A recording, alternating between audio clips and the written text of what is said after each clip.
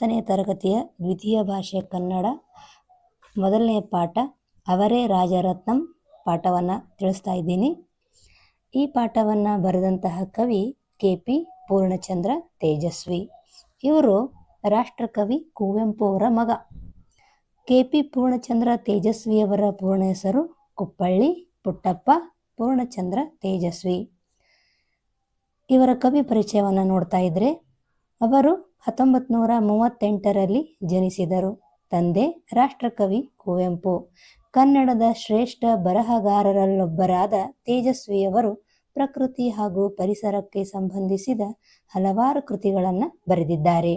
ಆ ಕೃತಿಗಳನ್ನು ನೋಡ್ತಾ ಹೋದರೆ ಹುಲಿಯೂರಿನ ಸರಹದ್ದು, ನಿಗೂಢ ಮನುಷ್ಯರು, ಜುಗಾರಿ ಕ್ರಾಸ್, ಚಿದಂಬರ ರಹಸ್ಯ ಎಂಬ ಕಾದಂಬರಿಗಳನ್ನು, ಅಲೆಮಾರಿಯ ಅಂಡಮಾನ್ ಮತ್ತು ಮಹಾನದಿ ನೈಲ್ ಎಂಬ ಪ್ರವಾಸ ಕಥನವನ್ನು ಅವರು ಬರೆದಿದ್ದಾರೆ.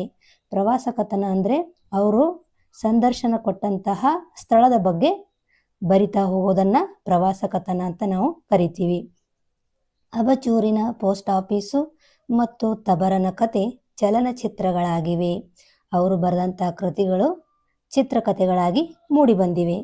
ಇವರ ಕರ್ವಾಲೋ ಕಾದಂಬರಿಗೆ ಕರ್ನಾಟಕ ಸಾಹಿತ್ಯ ಅಕಾಡೆಮಿ ಪ್ರಶಸ್ತಿ, ಚಿದಂಬರ ರಹಸ್ಯ ಕಾದಂಬರಿಗೆ ಕೇಂದ್ರ ಸಾಹಿತ್ಯ ಅಕಾಡೆಮಿ ಪ್ರಶಸ್ತಿ ಲಭಿಸಿದೆ. ರಾಜ್ಯ ಸರ್ಕಾರ ಅಂದರೆ ಕರ್ನಾಟಕ ಸರ್ಕಾರದಿಂದ ಬಂದಂತಹ ಪ್ರಶಸ್ತಿಯನ್ನು ನಾವು ಕರ್ನಾಟಕ ಸಾಹಿತ್ಯ ಅಕಾಡೆಮಿ ಪ್ರಶಸ್ತಿ ಅಂತ ಕರಿತೀವಿ. ಕೇಂದ್ರ ಅಂದರೆ ಭಾರತ ಸರ್ಕಾರದಿಂದ ನೀಡಿದಂತಹ ಪ್ರಶಸ್ತಿ ಕೇಂದ್ರ ಸಾಹಿತ್ಯ ಅಕಾಡೆಮಿ ಪ್ರಶಸ್ತಿ. ಇವರ ಸಾಹಿತ್ಯ ಸೇವೆ ಗುರುತಿಸಿದ ಕರ್ನಾಟಕ ಸರ್ಕಾರ ಪಂಪ ಪ್ರಶಸ್ತಿ ನೀಡಿ ಸನ್ಮಾನಿಸಿದೆ. ಇದು ಕೂಡ ಕರ್ನಾಟಕ ಸರ್ಕಾರದಿಂದ ಪಡೆದಂತಹ ಪ್ರಶಸ್ತಿಯಾಗಿದೆ. ಇವರು 2007ರಲ್ಲಿ ಇಹಲೋಕವನ್ನು ತ್ಯಜಿಸಿದರು. ಇಹಲೋಕ ಅಂದರೆ ನಾವು ಇರುವಂತಹ ಭೂಮಿ ಅಂದರೆ ಅವರು ಮರಣ ಹೊಂದಿದರು ಅಂತ. ಇಹ ಇದರ ವಿರುದ್ಧ ಪದ ಪರ ಅಂತ ಅರ್ಥ. ಇಹಲೋಕ ಪರಲೋಕ.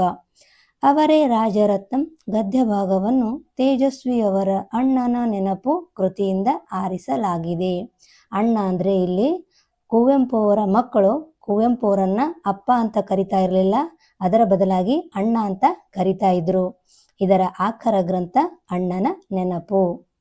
ಇನ್ನು ಪದಗಳ ಅರ್ಥವನ್ನ ನೋಡ್ತಾ ಹೋದ್ರೆ, ಅಂಗಲಾಚು ಬೇಡು, ಕಿರುಚು ಜೋರಾಗಿ ಕೂಗು, ಛೀಮಾರಿ ಹಾಕು ತಿರಸ್ಕಾರ, ಧಿಕ್ಕರಿಸು ಅಪಮಾನಿಸು, ಧೋತ್ರ ಪಂಚೆ, ಮೂರ್ಖತನ ದಡ್ಡತನ, ಸಾಮೂಹಿಕ ಒಟ್ಟು, ಹೆಳವ ಕುಂಟ, ಅಪ್ರತಿಭ ದಿಗ್ಭ್ರಮೆ, ಚಾಡಿ ಇಲ್ಲದ್ದನ್ನು ಹೇಳು, ಜೋರು ಮಾಡು ದಬಾಯಿಸು, ಬಗಲು ಪಕ್ಕೆ ಕಂಕುಳು, ಶಿರಸ ವಹಿಸು ಹೇಳಿದಂತೆ ಮಾಡು, ಸೋಮಾರಿ ಮೈಗಳ್ಳ ಅಥವಾ ಆಲಸಿ. ಮೈಗಳ್ಳ ಇದರಲ್ಲಿ ಒಂದು ಸಂಧಿಯನ್ನು ನೀವು ನೋಡಬಹುದು. ಮೈ ಪ್ಲಸ್ ಕಳ್ಳ ಮೈಗಳ್ಳ, ಇದು ಆದೇಶ ಸಂಧಿಗೆ ಉದಾಹರಣೆ. ಆದೇಶ ಸಂಧಿ ಇದು ಕನ್ನಡದ ವ್ಯಂಜನ ಸಂಧಿ.